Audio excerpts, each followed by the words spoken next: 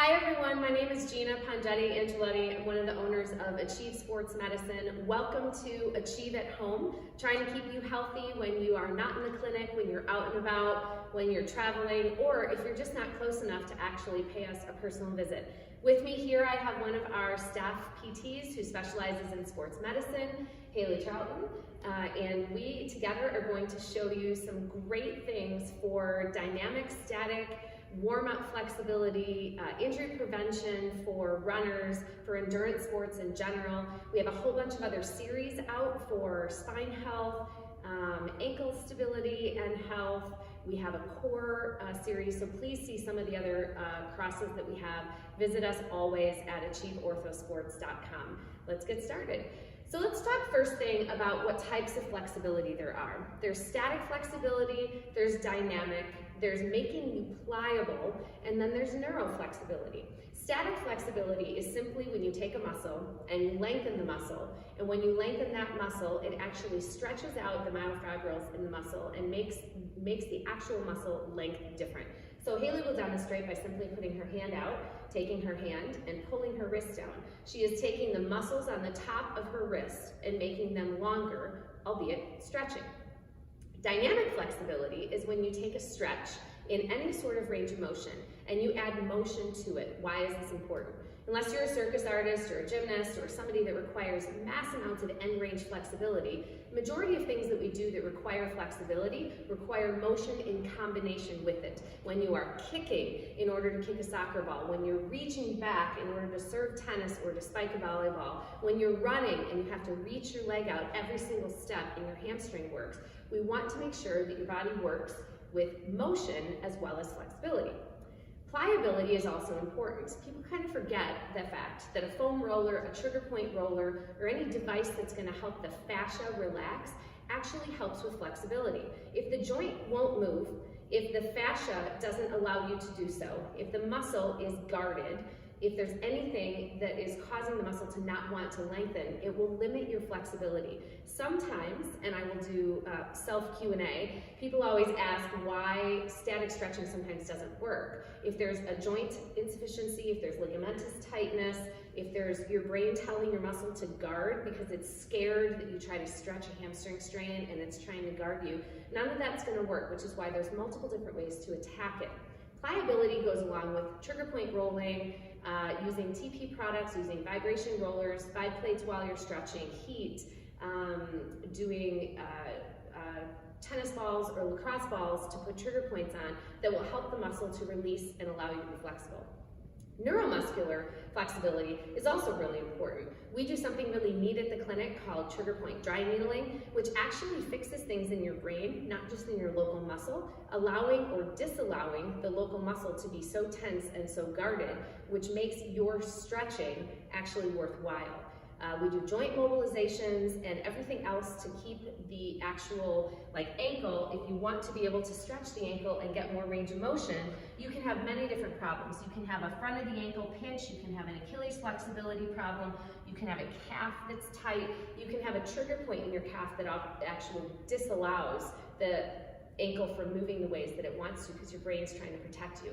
All kinds of different methods. Today, Haley and I are going to show you how to do static and dynamic flexibility for a bunch of different joints, which we think are really important. We are going to do your glutes, your hamstrings, your quads, your calves, your spine, and your chest. Okay, so let's get started.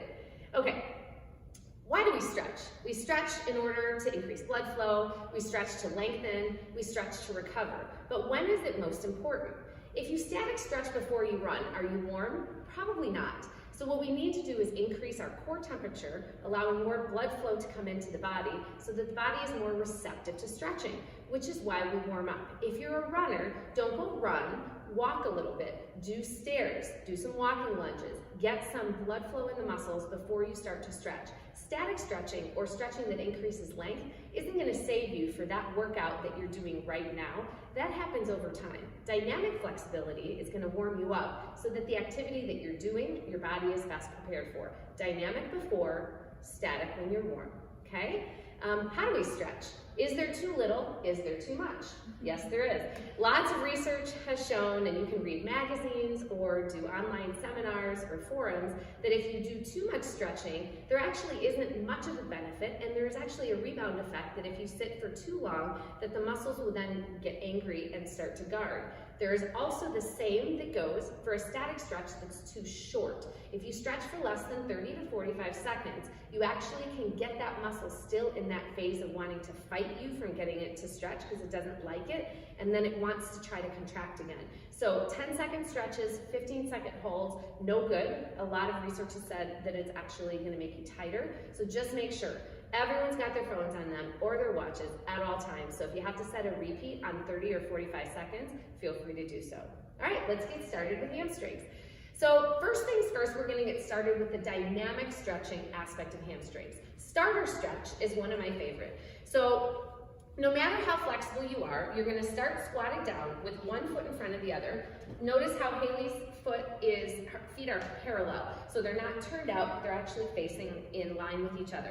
Her hands are going to go down on the ground, fingertips or full palms, and all she's going to do is lean onto her front leg in her hands and lift her backside into the air. It doesn't matter how straight she gets this knee or the goal for this foot being flat. The more flexible she gets, of course, the straighter the back knee and the more flat the back foot. Now she's going to go down. She's going to repeat this up and down and up and down, holding at the top for 1 second and coming down. She's tightening the quad of her front leg as well as the quad of her back leg in order to get the most stretch that she can. Now, we don't want to force this because it'll mean that the hamstring gets angry with you. Second one, we're going to have her lay on her back and we're going to do lower trunk rotations. So she's going to lay on her back and she's going to put her legs bent like they are, and she's just going to rock her knees side to side to try to warm up her low back, albeit where your hamstrings attach, right? So then we are going to have one leg straight in the air while the other leg is straight on the ground. It doesn't matter how flexible you are. If she wasn't flexible and could only get it to here, that's better than getting it all the way up here and cheating and having to bend your knee to counter it. So straighten that leg out again, and now she's going to drop that leg down. Arms are going to be spread out to balance herself, and she'll feel a really good lower back stretch. Why do we do this? Because we run opposite arm, opposite leg, and we need to get that rotation component in so that the hamstrings, the sciatic nerve, and all of the fascial tissue in the posterior chain are flexible. Okay, now we're going to do nerve glides since you're on the ground. So while you're laying on the ground, we are going to have you straighten one leg down, and we're going to have you grab and clasp your hands behind your thigh, keeping your thigh at about 90 degrees, and then all we're going to do while keeping your thigh there is try to straighten your leg and bend it. It might not go all the way straight. Show about halfway, Haley. Good. So some people can only get to there, and that's fine. So it's up and down and repeats. You start slow, and once you feel really good about it, we want you to go a little bit faster so that at the top of it, you're actually getting almost a beat to it so that you get your body to actually understand that motion is good. Now we're going to stay straight, and then we're going to flex and point the toe. And while we do that, you'll feel that stretch come all the way down through the back, from the toes all the way to where the hamstrings attach and up to the lower back as well. So now we are going to go to inchworms. We're going to stand. And this is a version of dynamic stretching with motion. And you bend over, and if you can't touch your toes, because Haley is quite flexible, bend your knees and pretend like you're not flexible. You'll bend your knees and you'll walk out and you'll do your best. So you walk out to a push-up position and you inch your way in, trying to push your heels down with every step you take. And once you've hit your limit, you walk right back out again. Right? And you always want to go forward on this, not necessarily backwards, and you just do these over and over again. If you have a house with a hallway, great. If you're outside, fantastic. If you have short amount of space, you can do what Haley did and just do 1 or 2 at a time and then reset. Okay, so we're going to stand you up now, and we are going to do toy soldier walking. So this is very simply part of the opposite leg, opposite arm, where you're actually walking and you're trying to reach to your toes. If that's too much for you, you can also do bent knee, bent elbow, so that it allows you to make sure that there's still the rotation without all of the hamstring flexibility. So now let's sit and do some static stretching. First things first, you're going to sit with one knee bent in and one knee straight. And we're just going to do a single leg hamstring stretch. This is usually the easiest for people to do. If they can't touch their toe, it's fine. You want to just try to sit up as straight as you can and reach for your feet. Now, if Haley were to arch and open her back like she's doing, it targets her hamstrings. If she were to round forward and probably be able to get further, it's kind of doing her whole spine into her glutes, into the back of the hamstrings. Both are fine and they serve different purposes. Now she'll put her legs together into a pike and she's going to do the same. Now, if you can reach your toes, fantastic. If you can't, grab behind your calves and you can just stay there. And if you can't do that, you can always bend your knees a little bit so that you can maintain whatever sort of comfortable stretch that you think that you can do. We're going to do standing now, and we're going to show you how easy it is when you put your foot up on something.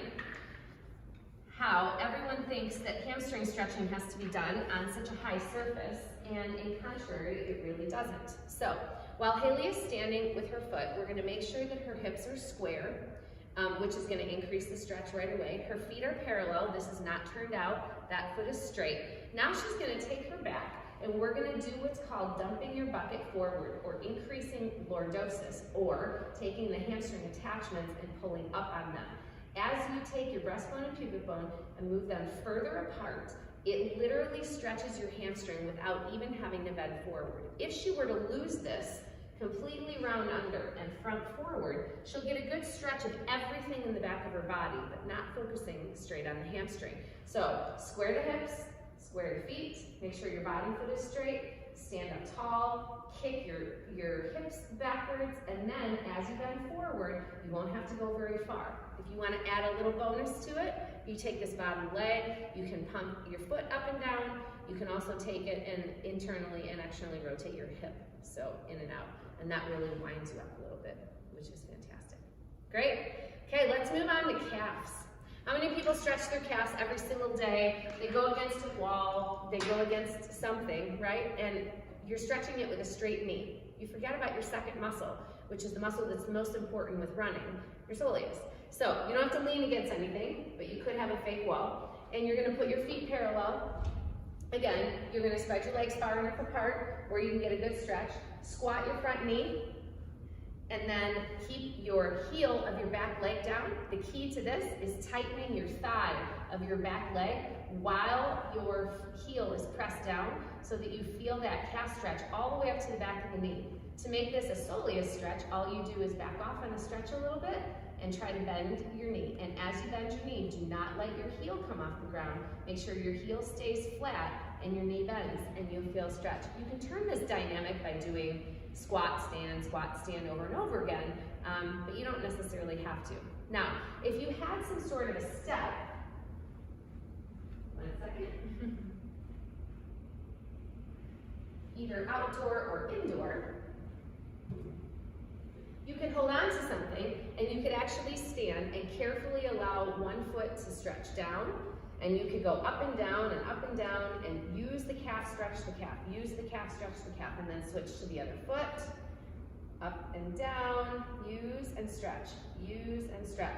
You could also take both knees, drop them down, and then bend your knee and straighten your knee, and bend and straighten. So there's lots of different ways to incorporate motion into flexibility. Okay, so now we're moving on to glutes. We're going to lay down on the ground. Of course, when you're outside and it's muddy, this might not be practical. So you lay on the ground, you cross one foot over to the opposite knee, and all you're going to do is reach inside of one leg, so you're grasping your hands around your thigh, and pull your foot up to your face. The goal of this is to just make sure that you're stretching your glutes, not hurting your back, not hurting your shoulders, so you can go easy with it, okay? Second version of this is Haley's just gonna put her hands behind her and sit up. And she's gonna do the same thing, cross over. And now all she's gotta do to stretch, instead of rounding, is just literally sit up. And as soon as she sits up, she can feel a stretch. If she wants an extra bonus, she can always push that knee down a little bit, but that's up to her. This is very flexible, by the way. Goals. Okay, so to make this dynamic, we're gonna stand up. Pretend like you have something to hold on to, or don't. We'll bring our trusty step stool back. And as you are holding on to this, what you want to do when you're crossing is focus on leaning forward and then standing back up again, right? Leaning forward and standing back up. As you go down, you want your hip to open and then you want to stand back up again. So show that from the side so that they can see. As Haley crosses and leans and sits down, she's actually also warming up her glutes by means of the fact that they're working when she squats and then returns to stand. Perfect. Okay, now we're going to move on to quads and hip flexors. Okay, so this is one of the things we get the most questions about. Americans sit all day and type. We drive our kids around all day and sit. Our kids sit all day on their devices. They sit in school. Nobody ever stands up and does work sitting in this position, right? So these hip flexors and quads get so tight. We use them with every step we take to advance our leg forward. We use them in order to absorb when we land. We use them to jump. We use them all day long.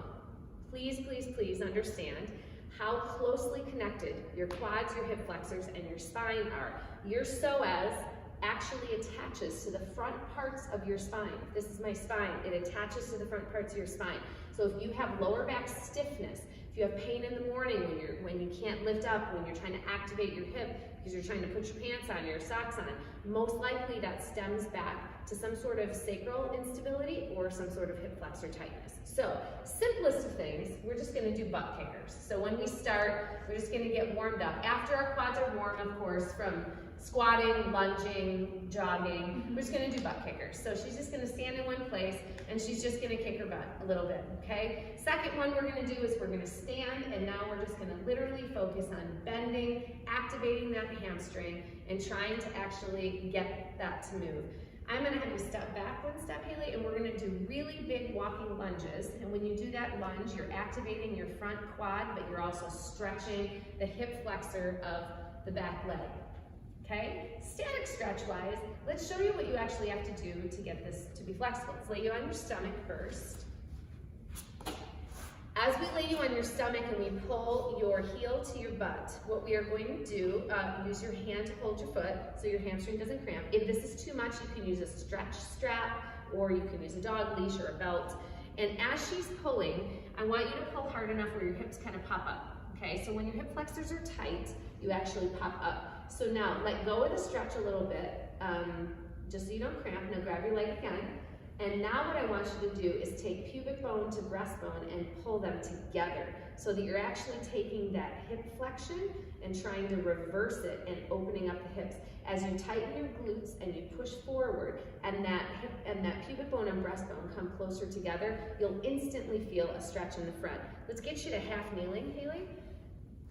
So if you're in a kneeling position and you are physically leaning forward, like old PE class said to do, right? So really forward. Does this stretch things in the back? Of course it does. There's fascial and connective tissue, but it's not as focused as we want it to be. So we're gonna have Haley be as parallel as possible. She's at a 90-degree angle on both sides. She's upright as possible. She starts arched so she knows where her end point is, and then she's gonna take it and do the opposite. Tuck her pelvis under, pull her pubic bone up toward her breastbone, and undo the arch in her back without even moving forward. Do you feel a stretch? Yep. And show us where you feel it. Right through here. Right through the front, right? So we want to really do that. You can do this in a dynamic manner as well by literally staying in this position and just rotating your pelvis forward and backward while trying to maintain the best posture that we can. We can also go back to doing the lower trunk rotations, which will obviously help, loosen up your glutes and your whole hip and pelvic concept, but we don't need to do that. We're gonna hop over to a table, a very sturdy table. Needs to be sturdy, needs to be high, so your leg can hang off the bottom. So Haley's gonna go to the edge, almost like she's sitting, but almost falling off. When you bend backwards, you wanna make sure you grab one knee to protect your back, and she's just gonna plop and fall backwards. Now the goal of this is to stretch out this whole complex here, her hip all the way down. Let this knee kind of bend. So this is Haley's neutral, right? I mean, she can't go further down. You can see it bounces up because of how tight she is. I can't bend her too much further because of how tight she is. And if I bend too much, she's just gonna let go of the stretch and come with me, which I don't want to happen.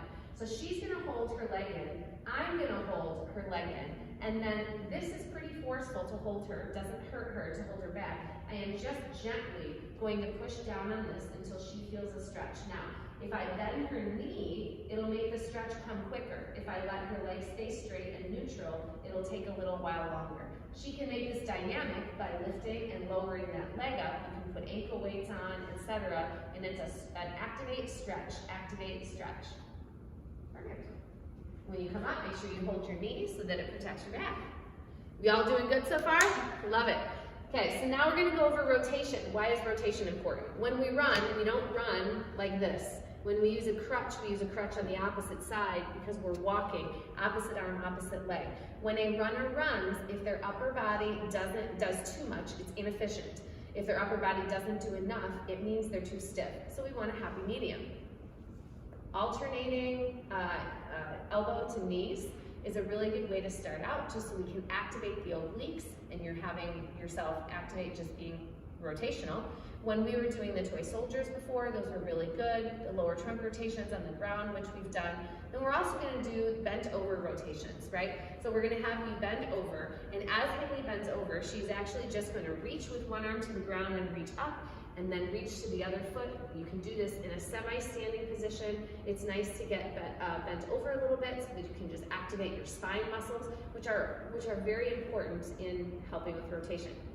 Last but not least, let's start with some chest flexibility. When we are running, unfortunately when we get tired, our breathing gets labored, and we try to breathe and we hold in, and everybody tries to round forward, and we feel like we have to be falling forward when we're running. You can see race picture is mile 2, race picture is mile 20, right? So what we want to do, again, we sit all day, we study, we're on our devices, everything, is we want to try to open up. So first things first, arms out to the side, and you're just gonna open, take deep breaths and pull your arms back. You can let go a little bit, you can open, you should really feel a stretch. Second thing is a little nerve work, one hand backwards, one hand wrist forward, and then we're just gonna switch back and forth. You'll feel that all the way through your hands. Believe it or not, this comes all the way through your chest and your neck. Goalpost time, and we're gonna do goalposts, and you can literally come in and out like you're just trying to strengthen it, but we're really just trying to stretch. It's also great before you run because it activates the muscles between your shoulder blades and allows those muscles that are supposed to be working in the back to not be in this bad posture round forward, but really to be up and open. If we were to go into a corner of a doorway, you stand, right? And you can just literally use the door jamb to pull your body backwards. You can do it in a bathroom, you can do it in an office. You can really do it wherever, whenever you want. So thank you so much for watching our small tutorial on some of the top stretches, both dynamic and static, that you can be doing. We wish you lots of luck with it. Again, you can do 2 to 3 sets on everything, or if you're bored, you can go through everything twice so that it doesn't get stale. Be safe. The sister presentation to this, which is trigger point rolling, and other self-rolling devices for calves and everything else, will be coming. So stay tuned and stay healthy. Happy running.